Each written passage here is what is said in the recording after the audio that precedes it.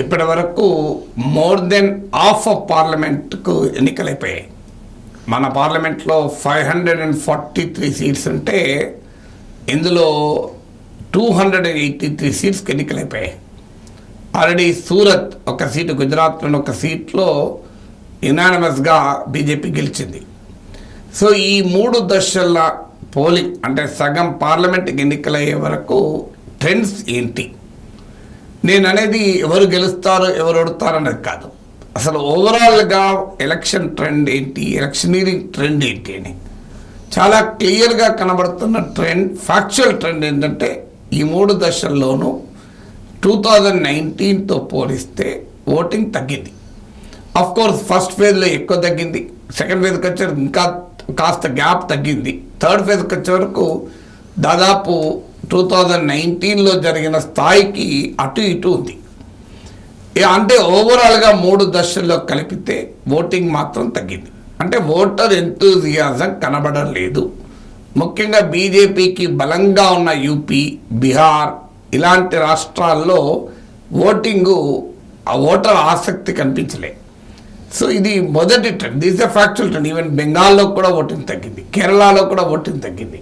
మీకు కర్ణాటక, ఛత్తీస్గఢ్, గోవా ఇలాంటి రాష్ట్రాల్లో మాత్రమే ఓటింగ్ పెరిగింది. ఇప్పుడు నెక్స్ట్ మిగతా 4 ఫేజ్లు ఉన్నాయి. మే 13 ఉంది, 13, 20, 25 అండ్ June 1.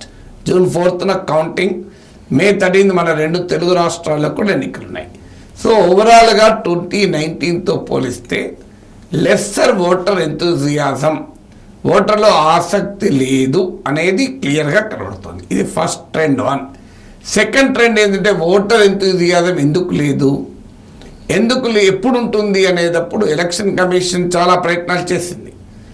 హై టెంపరేచర్స్ ఒక కారణం చెప్తున్నారు, కానీ అది పూర్తిగా కన్విన్సింగ్ కారణం కాదు.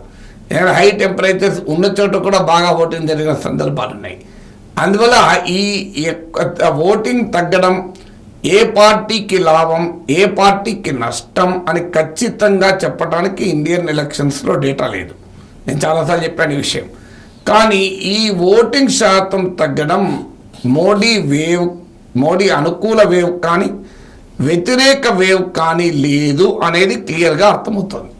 ఎందుకంటే ఎవరో అవునన్నా కాదన్నా ఈ ఎన్నిక ఈజ్ ఆల్ అబౌట్ మోడీ.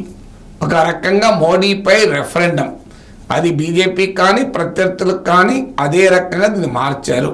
అంటే మోడీకి మళ్ళీ అధికారం ఇవ్వాలా ఇవ్వద్దా మూడోసారి అనే ఎన్నికది. అధికారం మోడీకి మరోసారి ఇవ్వాలన్న ఉత్సాహం ఉంటే ఓటింగ్ పెరిగేది, లేదు ఎట్టి పరిస్థితుల్లో మోడీని గద్దదించాలన్న అభిప్రాయం ఉన్నా ఓటింగ్ పెరిగేది.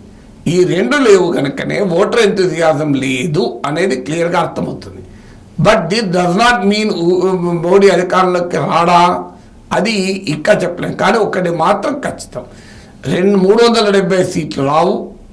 2014, 2019 మ్యాండేట్ రిపీట్ చేయడం కూడా బీజేపీకి ఛాలెంజింగ్గా మారుతోంది అనేది క్లియర్గా అర్థమవుతుంది. ఇది రెండో ట్రెండ్. ట్రెండ్ 3, ఎన్నికల ప్రచారం సరళి మాత్రం భారత ప్రజాస్వామ్యానికి గౌరవాన్ని ఇవ్వదు. ఈ ఎన్నికలు ప్రచారంలో లోక్నీతి CSDS వాళ్ళ ప్రీపోల్ స్టడీ ఏమో ప్రజలు మాకు ఉద్యోగాలు లేవు, మాకు ధరలు బాగా పెరిగాయి, కరప్షన్ పెరిగింది అని వారు ఆందోళన వ్యక్తం చేశారు. పీపుల్స్ కన్సర్న్స్కు పొలిటికల్ క్యాంపెయిన్ ట్రెండ్కు ఎక్కడా సంబంధం లేదు. మీరు ఎక్కడన్నా బీజేపీ కాంగ్రెస్ కొట్లాడుకుంటున్నాయా, మేము అధికారానికి వస్తే ఎంప్లాయ్మెంట్ ఇప్పిస్తాం బెటర్ అని? సో అధికారంలో ఉన్న ప్రభుత్వం కూడా మోడీ 10 ఏళ్ల పాలన ట్రాక్ రికార్డు చెప్పడం కన్నా కూడా హిందూ ముస్లిం డివైడ్ను తీసుకొచ్చి ఎన్నికల్లో గెలవాలని చూస్తున్నారు. సో అందుకే హిందువుల మంగళసూత్రాలు తీసుకెళ్ళి ముస్లింలకు ఇస్తారు, హిందూ అణగారిన వర్గాల రిజర్వేషన్లు తీసుకుపోయి ముస్లింలకు ఇస్తారు, తాజాగా ఓటు జిహాదు, ఇలా డివిసివ్ ఇష్యూస్ అంటే ప్రజల్ని మతపరంగా విభజించే అంశాలు మాత్రమే ఈ ఎన్నికల్లో ప్రభావం చూపుతున్నాయి. ఇందులో ప్రధాన బాధ్యత ప్రైమ్ మినిస్టర్ది. భారతీయ జనతా పార్టీ ఎన్నికల కమిషన్ దేశ చరిత్రలో మొదటిసారి ప్రధానమంత్రి ఉపన్యాసాలపైన model code of conduct violation notice కూడా ఇచ్చారు. అందువల్ల ఈ ఎన్నికల ప్రచార సరళి బీజేపీ బలాన్ని తెలియజేయడం లేదు, మోడీ బలాన్ని తెలియజేయడం లేదు. తిరిగి భావోద్వేగాలని మోడీ నమ్ముకున్నాడు. 10 ఏళ్ల తర్వాత అధికారంలోకి రావటానికి అనేది ఈ ఎన్నికలు చాలా క్లియర్గా కనబడుతోంది. ఇక 4వది ఏంటంటే రీజనల్ డైవర్సిటీ.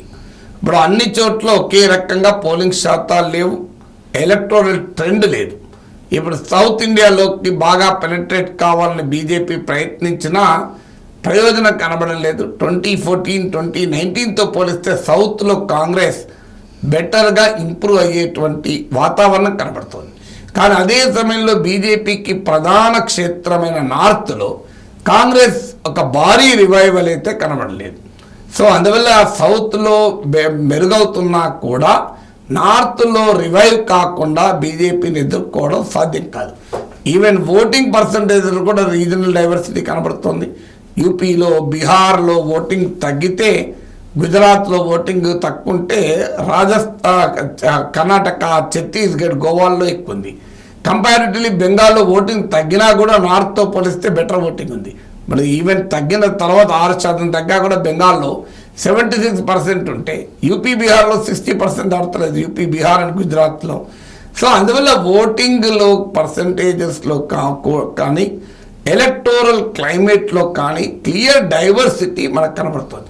సో ఈ 3 దశల పోలింగ్లో ఈ 4 క్లియర్ పొలిటికల్ ట్రెండ్స్ ఎమర్జ్ అవుతున్నాయి.